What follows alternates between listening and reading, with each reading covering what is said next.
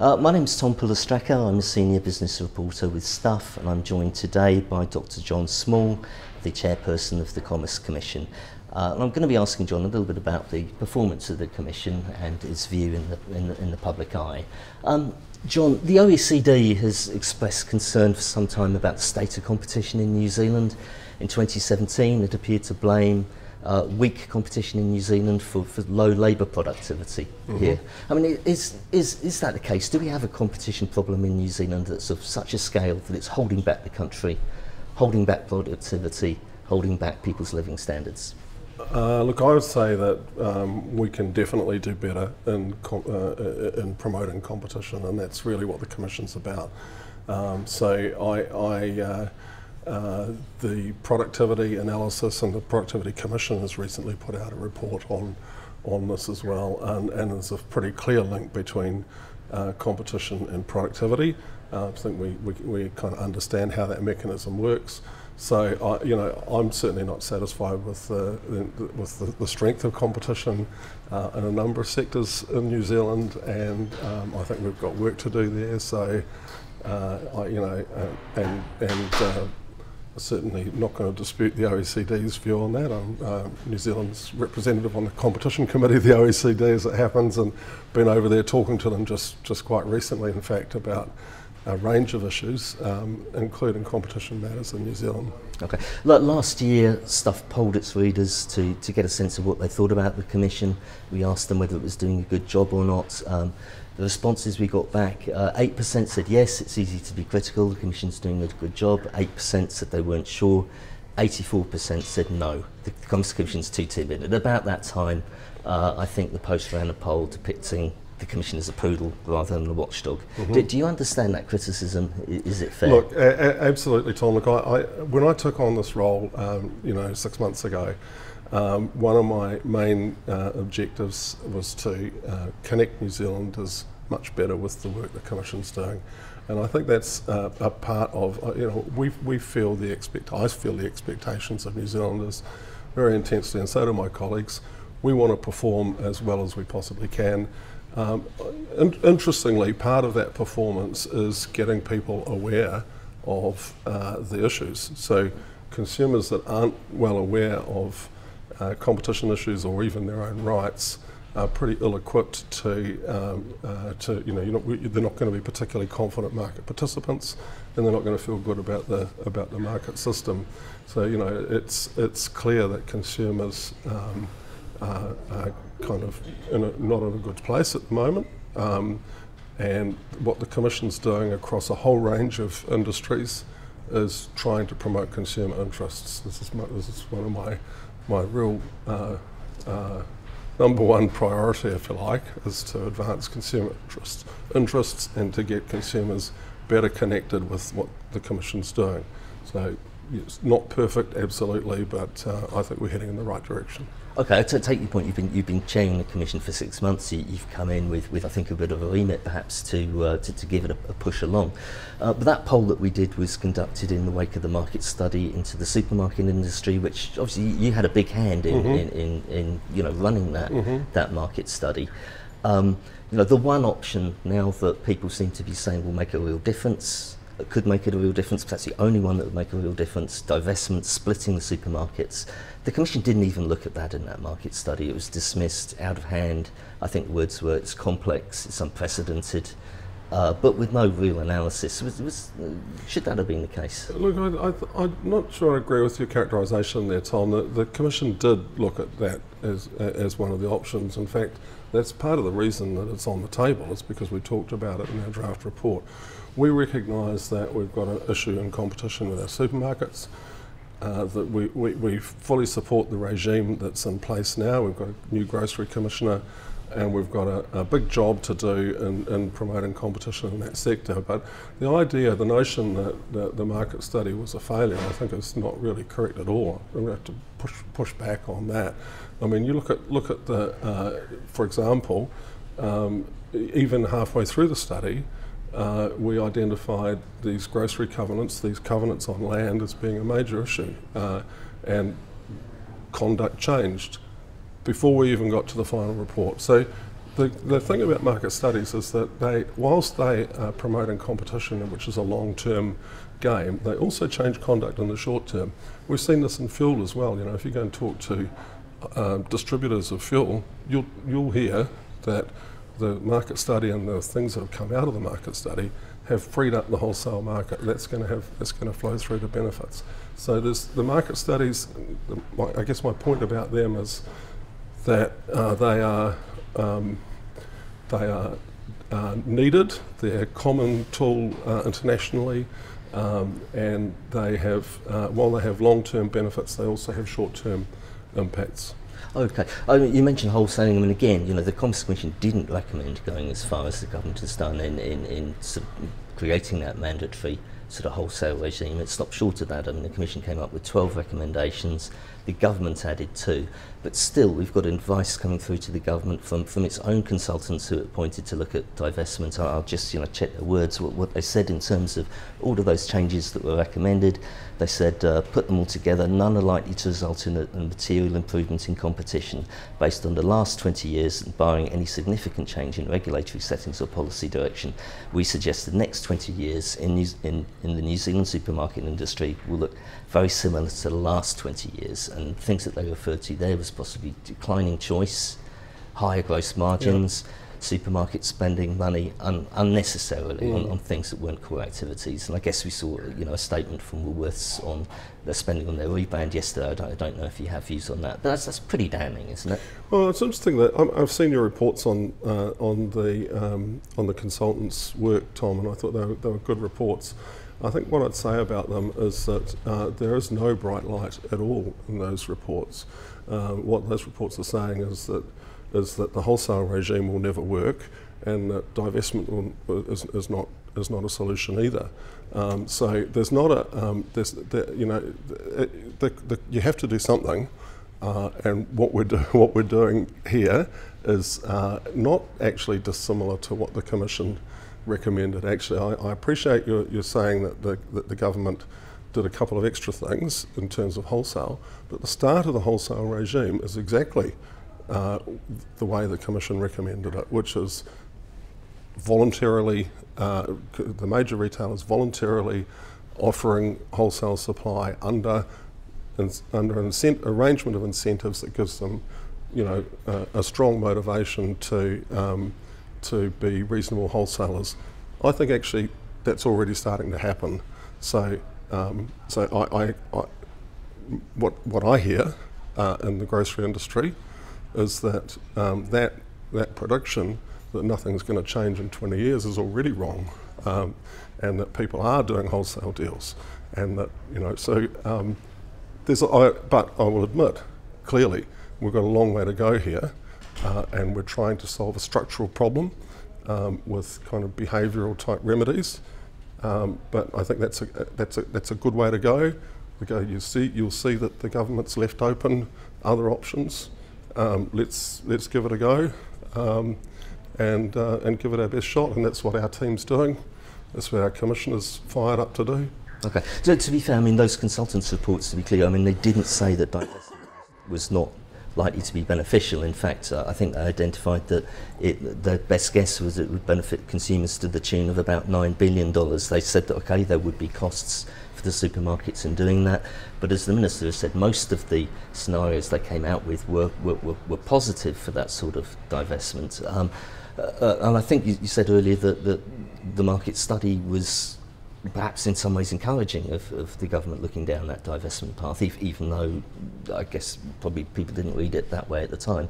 I mean, can you clarify that? What are your views there? Do you think that is possibly a viable way forward or not? Look, I think my views really, Tom, are that we've got a regime that's in its early stages, and I think it's got a good shot at really addressing the issues that are in front of us, and I think we should give it our best go. That's what I think about grocery, and that's where we're at. So I'm pretty comfortable with that position, and I feel as if the market study made a big contribution to getting us to where we are now, and maybe some other route would have been faster and better. I think we're on a very viable track to more competition. It's not going to be easy, but there's steps along the way, checkpoints, as you know, annual reports on the state of competition that are going to really shine a light on what's happening in here. So I'm pretty comfortable about where we're at. Okay, you mentioned covenants. You know, these are the agreements that supermarkets have commonly put in place that prevent competing businesses, fruit and veg shops, butchers, sometimes even hairdressers, pet food shops, fast food stores, luggage shops even, we understand, according to some of these clauses, prevents them from setting up near their own supermarkets. I mean, it's too late, isn't it? We already have lots of supermarkets now. That's part of the reason why that sort of split and divestment is being looked at. We've got plenty of supermarkets. The problem is that they're owned by not that very many people. Those businesses, those competing butchers, those fruit and veggie shops, they've gone. They've disappeared. Then they're not coming back to New Zealand in big numbers. The damage of those covenants has been done, and it's going to be virtually impossible to reverse, isn't it? So aren't you coming in far too late, saying, well, you know, we've achieved something there? Well, I'm not sure what you're really suggesting here, Tom. But certainly covenants have done the things that they were intended to do. So the first thing is to stop any more of that from happening. Secondly, to take away the ones that are there and stop them from acting as they are. And the government has moved to make all grocery covenants unenforceable. Now what that means is that there's a whole lot of new sites that are now available for supermarkets. So if your suggestion is that no one's ever going to start another grocery shop in New Zealand, I would challenge that pretty strongly. And now we've got a whole lot of extra sites where that could potentially happen. But you know, if I mean, I guess those sort of mum, dad grocers and butchers, those sort of small businesses that are providing those sort of services, do you think we're likely to see those come back in big numbers as a result of the government change? I think there will be a trend towards, this is my personal view, there's likely to be a trend towards smaller grocery shops, grocery food shops of various sorts. And that I think the removal and unenforceability of covenants will assist that. It must assist that. There's just more places where they can go. I think it's quite negative and defeatist actually to say no one's ever going to set up one of these shops again. I just don't buy that. It's not what I'm hearing either. You know, I'm hearing that people are looking at new opportunities in the food sector. So, I think we should give it a go. Where we know that we're up against it. We know that we've got a serious competition problem. But I can also see, and unfortunately I can't share this in detail, but there are already signs that things are improving, and I'm confident that they'll continue to improve, and that we're on the right track. What sort of signs, even if you can't go into detail? What wholesale deals. Right.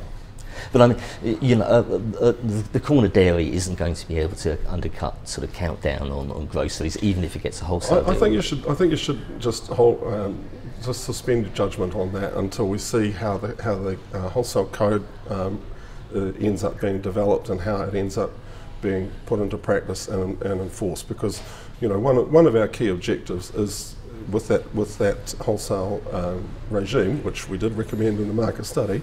One of the key objectives there is to allow third parties, people who are not part of the big grocery retail chains, to get access to a wide range of groceries at fair prices, and that's what we're still aiming to achieve.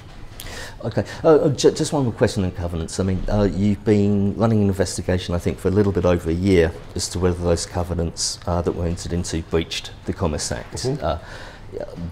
These were covenants that effectively prevented competitors from setting up new supermarkets. It wouldn't, on the face of it, seem to be a highly complex question to ask what the motivation or purpose or intent of those covenants was.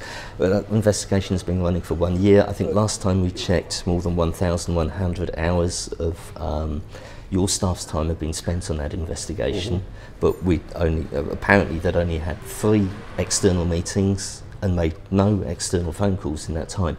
I mean, why is that investigation taking too long? But more to the point, what are those people actually doing? I mean, they can't be spending a year reviewing documents. So first of all, Tom, it may seem like a trivial thing to a layperson to think, well, you know, this is a covenant. Therefore it's illegal. That's not actually the legal test. The legal test is about substantial lessening competition, and that requires actually quite a detailed analysis at a geographical level of the market that covenant is in, what the other opportunities are around it. I mean, if there's other pieces of land around it that could be used, then it's not arguably lessening competition. So it's not a trivial thing. So that's the first point. The second point is that our staff, are working on matters that we consider, and we, as I said before, the Commission would feel the weight of public expectations here very strongly.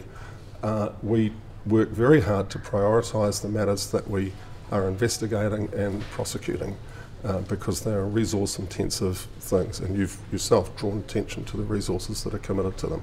So. So the prioritisation and triaging of all that is an active, ongoing process. The third thing I'd say is that there are naturally time lags in an investigation as you are seeking information and then digesting information. And the fourth thing I'd say is that this is by far not the only investigation that we have on foot. And some matters that come across our desk are urgent, need to be dealt with right now. And when that happens, matters that, it's a natural process of efficient management of resources that goes on inside the Commission the whole time, in terms of who's working on what this week and so on. So there's a difference between elapsed time and hours. I really, I appreciate your interest in our efficiency. And I'm intensely interested in it as well. Very, as I say, very conscious of the expectations and very conscious of the need to deliver for consumers. Okay. Well, it does come down to those questions, doesn't it, of urgency and ambition. Absolutely. Is the Commission sufficiently motivated to get results quickly? Absolutely. And look, some of the reasons pointed out that your staff, they're just about all on salaries over $100,000 a year. They're working in the terrace in an area surrounded by IT consultants, lobbyists, other government departments. What does it matter to them if the grocery bill is $10 a week higher? It's an academic exercise. Surely you're not suggesting that our staff just kind of come to work and muck around. But look, I'm questioning the Commission's ambition. Really, Tom, that is not the Commission that I see. When I joined the Commission, and even now when I go into the office, what I see is really, we've been very lucky with the people that we've been able to hire and retain, and these people are highly motivated. They work for us because they want to work for us, because they know that when they do that, they're working for the consumer, and that's the ethos that we drive. That's what gets us up in the morning. That's the vision statement, is making New Zealanders better off.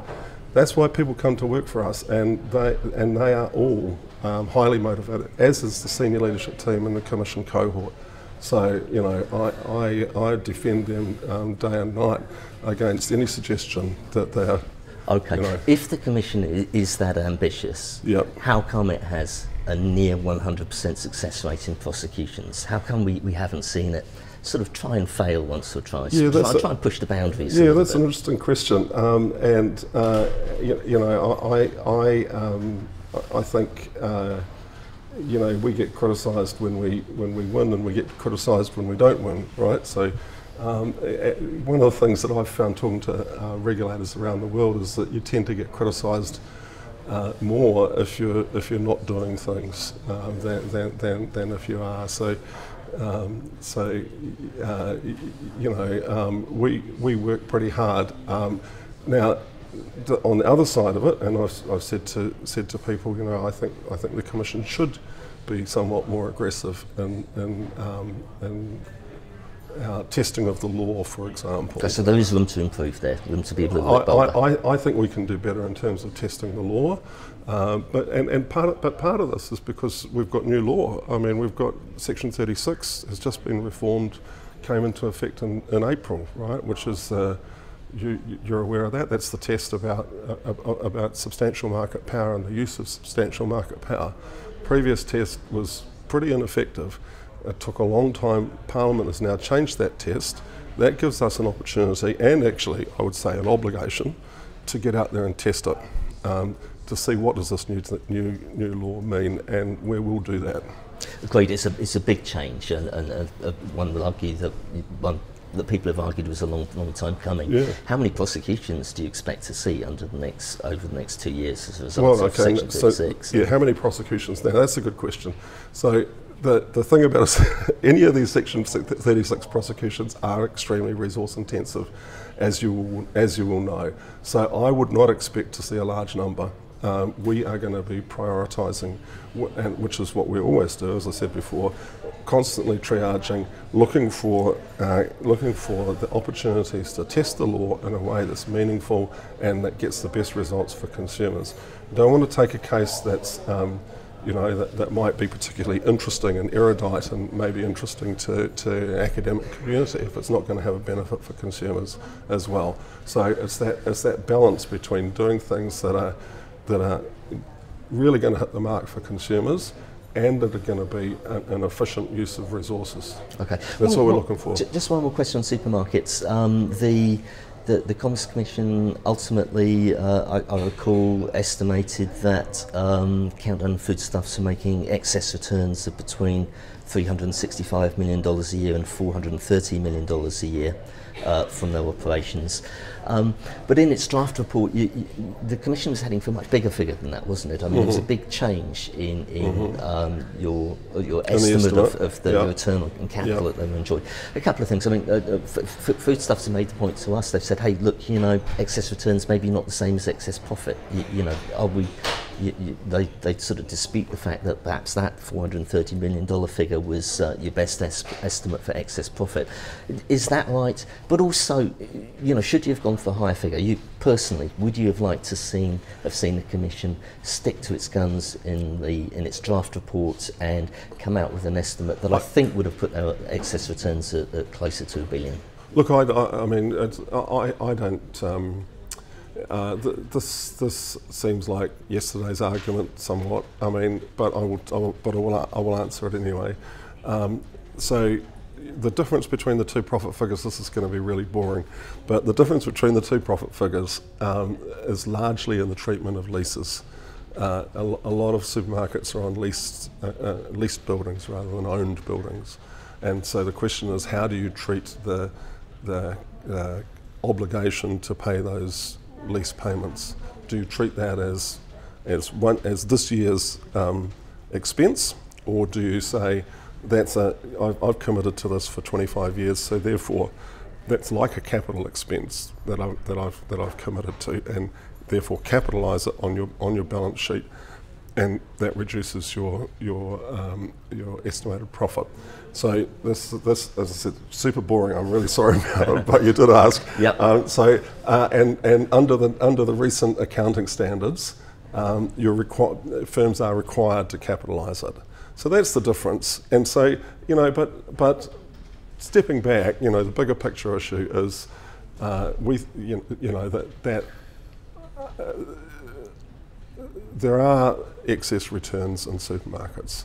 Whether you think the number, whatever number you think it is, there is money to be made in competing with supermarkets if people can compete with supermarkets. And that was the reason that we looked at profitability, was to say, well, maybe the reason there's only these two big chains here is because there's no money in it. Okay. Actually, that seems not to be the case. Okay. It doesn't really matter what the number is. It's yesterday's argument, yes, but it could also become tomorrow's argument if the government is weighing up a decision of, hey, do we take this big extra step towards the full split divestment? Because then you're weighing up the costs and benefits, and that level of profitability becomes important. It could be. Okay, so is $430 million or so, are you comfortable with that as your sort of best guess of excess profits, or could it be higher? I'm fine with it, but I recognise as an empirical guy, you know, my background was in econometrics. As an empirical guy, I recognise that these things are always estimates. I'm comfortable with that as a figure, but I also think that, you know, let's just get on with making the regime work. If the question arises in the future, we'll tackle it then. Okay, we've got a new market study obviously underway now in banking. You know, the terms of reference of that have yet to be set, but can you give an assurance, I guess, that it won't skip the big issues? Tex Edwards, competition advocate, I know sort of came up with a few ideas what you could look at, which have garnered some attention. You know, why hasn't Kiwi Bank sort of made the difference in the banking sector? What is best practice internationally? And, you know, bank number portability, this idea that people should be able to take their bank account number, take it to another bank, have them swap all of their business like we can with mobile phones and mobile phone numbers today. Are you going to look at those three questions and give clear answers on I'm sure that we will, Tom. I mean, this is a really important industry. There's, you know, everybody's got a transaction account. Most people have got a credit card or a debit card. You know, there's $340 billion of housing debt out there. There's 230 billion of bank deposits that we've all got in the, you know, collectively got in the bank. This really matters an awful lot to consumers. I can assure you we won't be shirking any of that. You mentioned at the start of the conversation that the Productivity Commission had sort of raised and shared some of those concerns about competition and economic effects. I mean, given that, are you disappointed that there was no representative from the Productivity Commission at, say, the building materials market study or the supermarket study? I mean, where were they? Shouldn't they be there arguing the case for why we need competition changes to bring about productivity improvements? I mean, one of the things that has been, you know, I think we could do with a lot more engagement in the market studies, to be honest, across the board, and you know, we've had difficulty even getting big firms that have got a lot of money at stake engaging properly with us and talking to us in these studies. I don't think it's because I'm not sure why it is. In some cases it's kind of purely commercial, but yeah, and then there's government agencies as well that would be helpful to engage, and then there's the kind of sort of missing area of kind of consumer representation, which is really underdone in New Zealand, you know, and I think it would be, you know, so we have to work pretty hard to engage consumers, and we tend to do, I mean, we've got better at it. We tend to do that through intermediary groups and so on. We've done fairly well with our Māori outreach, having hui associated with market studies. But there's something missing in there, I think. You know, it's like, if you go back to, I mean, you and I are old enough to remember the telco reform days, and things were different there. There was a kind of that two-ands type, you know, user group voice that you don't often hear in other sectors, and it's a, you know, so we have to work much harder with consumer engagement and market studies as a result of that. Yeah. Oh, okay. I mean, at the moment we seem to have a situation where we really have a sort of a one-man band in Tex Edwards, really, you know, advocating for consumers on these difficult structural questions. Consumer NZ sort of chipping in on Consumer NZ, they are a helpful voice, but it's not really in there. I mean, they're a membership-based organisation that does great work for their members, and they do contribute usefully in areas of the Commission's work as well. But it is a bit different. I agree with you about Tex. He's been a very helpful presence in market studies, and you know, so that kind of voice. He's a little bit like the two-ands voice that we used to have when telco reform was an active topic. I think the New Zealand initiative has suggested that you know, structure's a bit unusual in having commissioners who both really the governance and the governance of the organisation, and also you manage, you know, a lot of the work that's actually done on a day-to-day basis running these inquiries. You don't have that sort of managerial governance split, which is relatively unusual these days. Other people have said, hey, look, you know, why do we call it the Commerce Commission? There's no consumer in there. Isn't the word competition in there? Is it time for a rebrand, do you think, of the Commerce Commission? Rebrand?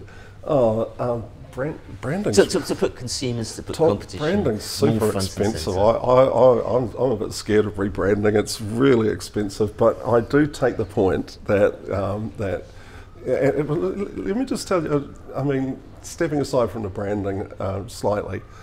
I think the consumer and competition pieces fit really, really well together, and are inseparable. When I go, you know, I was away at the OECD recently talking to other agencies and getting a feel for how other agencies both are structured and how they operate within themselves. It's a fascinating experience.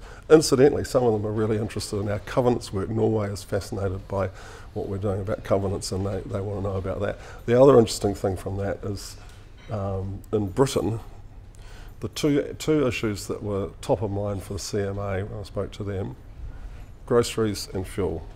Now that's interesting. There are big issues here as well. Anyhow, stepping aside from that, the point about some agencies don't have a consumer protection function, which we have under the Fair Trading Act, and I think that's really missing something, because, you know, unless consumers are protected, empowered, and properly informed, you know, they are not going to be able to do their job in stimulating competition. So I think the two things fit really closely together, and so I'm delighted to have them. And so that's why you see, you know, in Australia, the ACCC, Competition and Consumer Commission. What would it be? NZCCC? Who's going to pay for the branding? I hate the idea of spending a whole lot of taxpayer money on branding. But I do take the point, and I think we need to you know, be a bit clearer, I think, about how all this fits together, and also the pro-consumer message is also a pro-business message. I mean, we used to, again, go back to the telco reform days, you know, when we were arguing for more competition and via regulation of the telco sector, and I always saw it as a pro-business stance.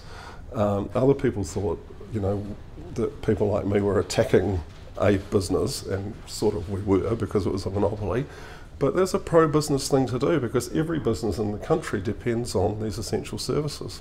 Given your views on brands, I imagine you'd be surprised by Woolworth New Zealand's statement the other day that they're spending $400 million as part of a transformation program to rebrand from Countdown back to Woolworths. That appears to have raised a lot of questions from our readers about priorities in the current grocery market. I don't want to comment on their decision to do that, but I think anything that potentially adds innovation into that grocery sector is a good thing. If that helps them in some way with their you know, trans-Tasman business, that's probably a good thing. But, you know, as someone, a steward of public sector funds, that's my view on branding. If a private sector company wants to rebrand, fine. But you know, I'm quite cautious about it. Okay, Dr. Small, thank you very much for coming to the studio today. Pleasure. Thank you, Tom. Thank you.